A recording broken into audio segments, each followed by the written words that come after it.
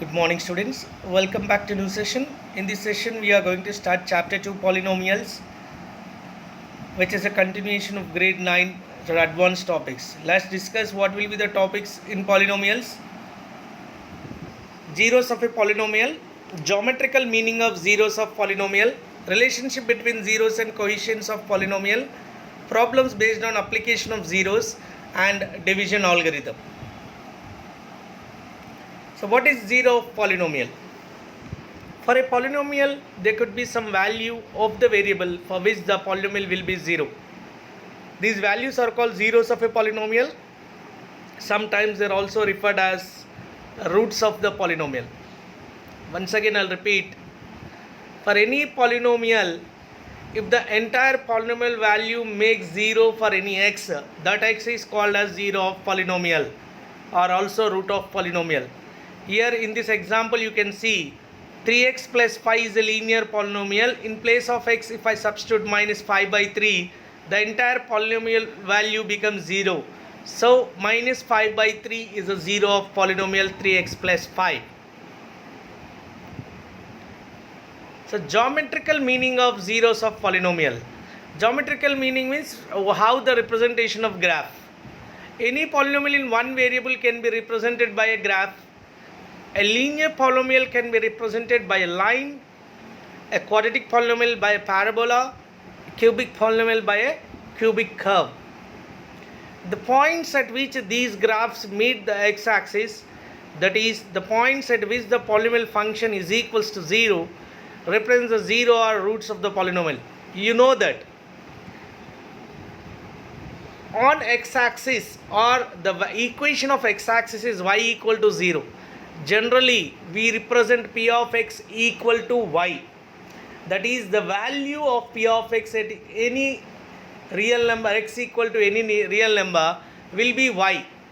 So, when the value of y is 0, that x is a 0 of polynomial. Obviously, when y value is 0, that point lies on x-axis. So, that indicates the 0 of polynomial through geometrically.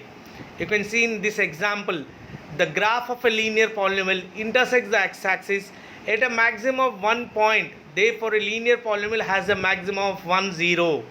Y equal to x plus 2 have only 1, 0, that is minus 2. At minus 2 comma 0. Minus 2 comma 0 is a 0 of a polynomial which plots minus 2 comma 0 touches x-axis with the equation y equal to plus x plus 2. So, at most you have 1, 0 for a linear polynomial. Similarly, the graph of a quadratic polynomial intersects the x-axis at a maximum of 2 points. Therefore, a quadratic polynomial can have a maximum of 2 zeros. In this case, the shape of the graph is a parabola. The shape of the parabola of any quadratic equation polynomial of the form ax square plus bx plus c, where a is not equal to 0, depends on a. For example, if a value is negative, the parabola opens downwards, and if a is positive, the parabola opens upwards. If a is greater than 0, then the parabola opens upwards, and if a is less than 0, then the parabola opens downwards. If a equal to 0, then automatically it is not a quadratic polynomial. It becomes a linear polynomial. There is no chance of getting a parabola.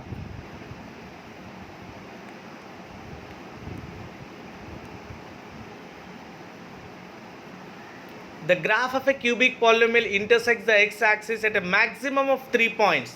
So, a cubic polynomial has a maximum of 3 zeros. In general, an nth degree polynomial intersects the x-axis of a maximum of n points. Therefore, an nth degree polynomial has maximum of n zeros.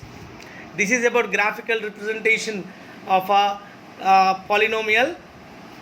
We will discuss the other topic in the next class. Thank you all of you. Have a great day.